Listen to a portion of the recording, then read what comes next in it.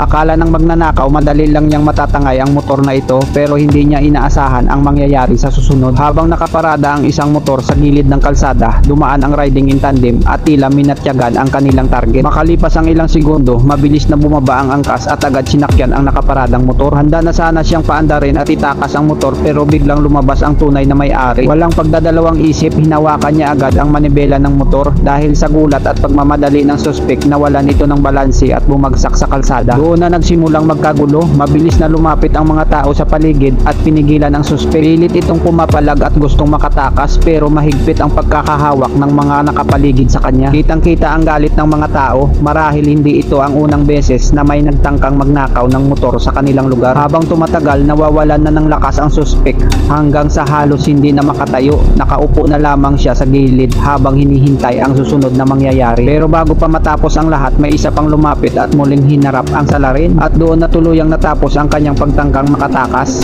Kung kayo ang nasa sitwasyon na ito, ano ang gagawin ninyo?